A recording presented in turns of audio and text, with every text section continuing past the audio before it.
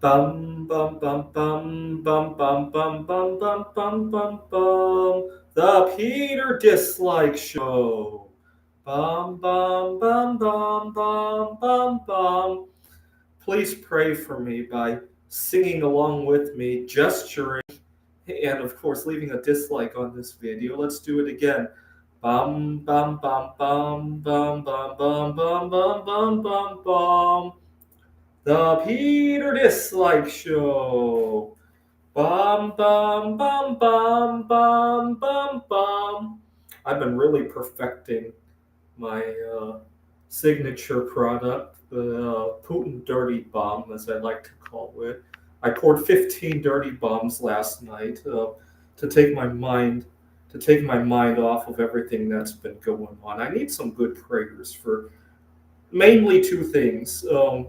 I've been having a lot of difficulty making social connections here in the Phoenix area, and for my career issues, I have a relatively non-toxic job at the moment, but behind the scenes, so much has to be done to keep the job non-toxic and to keep up with everything. And as a result, I haven't flown anywhere on vacation for 5 years. I've taken staycations around the Phoenix area, but I haven't taken a flight in 5 years. In fact, I was just thinking this is the second longest time in my life I've ever gone without flying. I developed a serious fear of flying after 9/11. I was 14 years old when 9/11 happened. The year after that, we had to visit some family members in Taiwan, and I was scared to death, and I caused quite a scene on both ends of the trip. And I told my mom I was never going to fly again. And my mom said that, don't you think you need to fly three more times to go see your grandparents and when they're ill at the end? And I said, you know what? I don't care. And if I really needed to see them, hopefully by that time, we'll have a bridge over the Bering Strait and I could drive to Taiwan. And my dad said, are you crazy? That's even more dangerous. You might not even survive one trip like that. And he was right, but I just couldn't digest the concept of ever flying again. And then I thought about it more and I said, you know what? Maybe one day flying to Taiwan will be so fast. We'll get there in like 20 minutes. And, I could put up with that. And my dad kind of agreed with that. And we left it at that. But I pretty much swore off the idea of ever flying again. Well, 2 years after 9/11, there really was a flying machine that could possibly get to Taiwan in 20 minutes. And it crashed too. And so now I was really scared to death of the concept of flying. And so I went 7 years without flying that time. And this time I'm up to five. I'm not so scared about the safety aspects of flying anymore in terms of the terrorism, in terms of accidents. I'm not so scared of that anymore. But lately, there's been a lot of social issues on the flights. People getting into arguments over changing seats. People, a few years ago, people not wanting to wear masks and getting into fights over that. And I have a lot of anxiety as it is. If somebody does that when I'm on the flight, I can't. I probably won't handle it very well. I'll probably get myself and that person both in trouble, right? And that's just a big problem that has. Well, not only that, but I've been kind of busy with other stuff anyway. So, long story short, in large part because of all the social anxieties of all the problems with flying that I've been seeing on the news, plus my career issues, I haven't flown in 5 years, and I hope to change that. Um, I learned what heartbreak is this past year. You see, I have broken up with people, right? My most notable ones were I was 29 years old at the time. My girlfriend wanted children, and I didn't, and we broke up over that. And then uh, recently, I had a girlfriend just before COVID broke out, and we broke up over it. Well, we didn't break up, but we graduated from our relationships because we discovered that we had different directions in life. And then after that, I briefly dated a girl during COVID. She lived in Seattle, and I was in Wallace for part of the time during our relationship. And when I got back to Seattle, we got into disagreements over this pharmaceutical product that was being pushed on us during COVID, and so she didn't want to see me because I didn't want to take that product. And none of those were very heartbreaking. You know what was much more heartbreaking than all three of those? It was this year not being able to connect with people at all the groups that I've been at. See, I would go to an event and people would ignore me and they would talk around me like I would talk and people didn't hear me. It's the strangest feeling in the world. And I would leave those events actually feeling pain in my chest.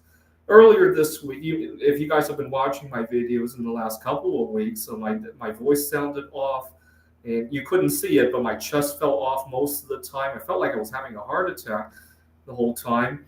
And I actually thought I had COVID. I took a couple of tests and they were all negative.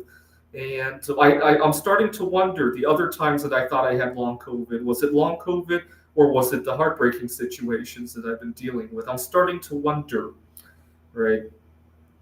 And then my career issues. Part of the reason I've been doing a lot of business with art, is to take my mind off of all this heartbreak. I'm not joking when I'm saying that the heartbreak of not being able to mesh into the culture in Phoenix is much, much greater than the times that I broke up with my girlfriends. I'm not joking there. I would much rather deal with those breakups. In fact, those weren't even breakups at all. They were the beginnings of other relationships. I'll let you digest that for a moment. The best example I can think of is remember when Taylor Swift used to sing about breakups? I don't think she was necessarily singing about the breakup. She was singing about beginning a new relationship with herself. I really do. That's the feeling I got every time I listened to one of those songs. I can't wait until she starts her new one sometime either later this year, beginning of next year. I can't wait to see how she's going to sing about that.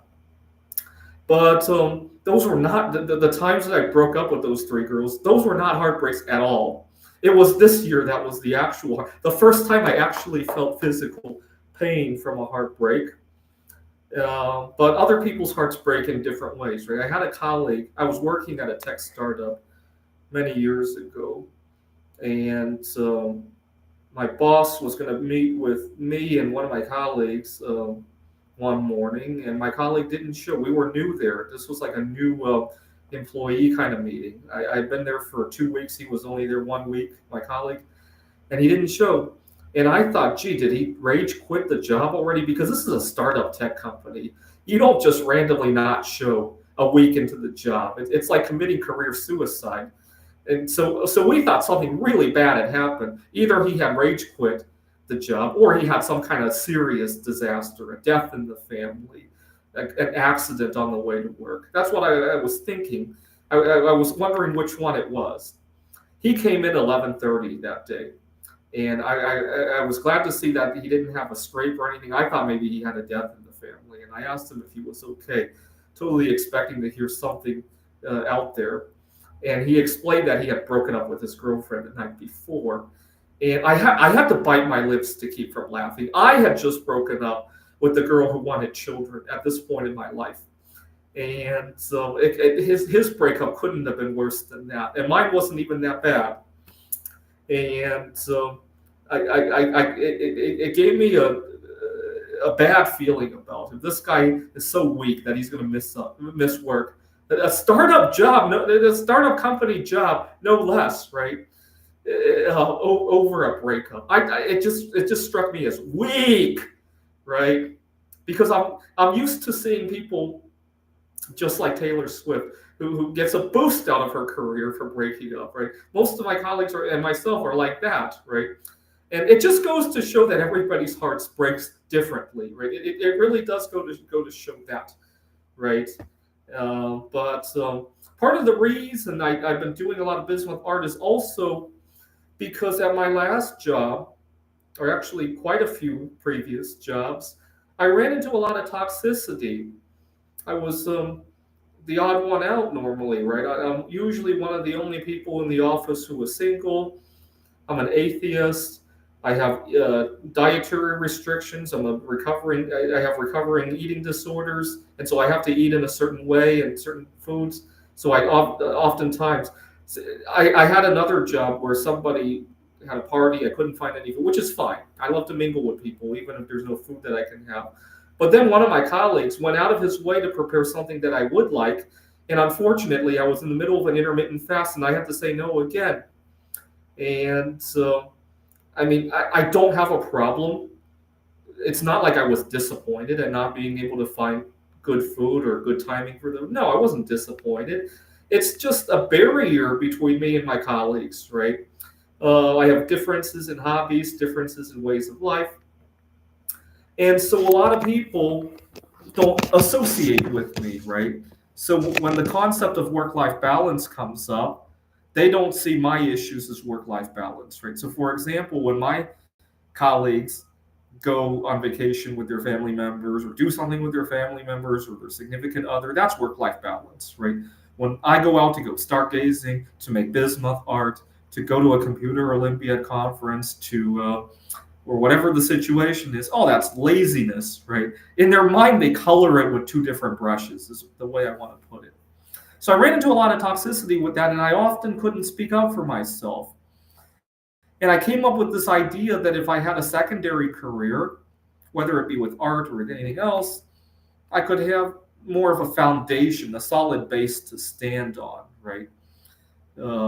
It's kind of like just like in the dating world, right? You have this backup relationship, right? That's how I like to think of it, right? Uh, and ever since in the dating world, ever since I've had this very special backup relationship, you guys know what it is. I can attest. All of my dates have gone so much better when I have walkaway power, right? That's what I really wanted out of the bismuth art career, to have walkaway power at my job. And I have it now, but unfortunately, the bismuth has created its own hosts of problems. Like I said, I haven't traveled on a plane in 5 years, right? I had just the other day, my colleague, when I was telling my colleague, he asked me to. He almost wanted to bet on which one was going to be longer time, the longer time I gone without flying, right? This time around or back during 9/11, right? And it could go either way. It looks like right now, right? And so just no social life, a lot of difficulty with networking with people. And the first time I actually felt heartbreak in my chest. It was kind of weird. And now looking back, I kind of feel sorry. The other times when I laughed at people who needed mental health time after a breakup, right? Because I never felt heartbreak after leaving people. I never have. I really never have. So now I understand it, right? All right, please pray for me by so a couple things we need to pray for. My finding myself in my career, obviously. I hope to find a different career to use as my backup. The bismuth art, it was great when it was ongoing, but it's destroying other aspects of my life, right? I was thinking just the other day, because I work with so many different metals. I was praying that I would choose the right metal to be the next 10 bagger or 100 bagger, right? History is full of 10 bagger metals, even in the last couple of decades, right? We had the Hunt brothers during the 70s and early 80s. We had palladium during the Ford Motor Company. We had rhodium during that, just before the financial crisis and just before COVID as well. We had another run up in palladium. It hasn't crashed, obviously, just before COVID. We've had iridium. We've had uh, platinum did pretty well until the financial crisis, right? And then it's become very undervalued. They'll probably do it again at some point. We've had uh,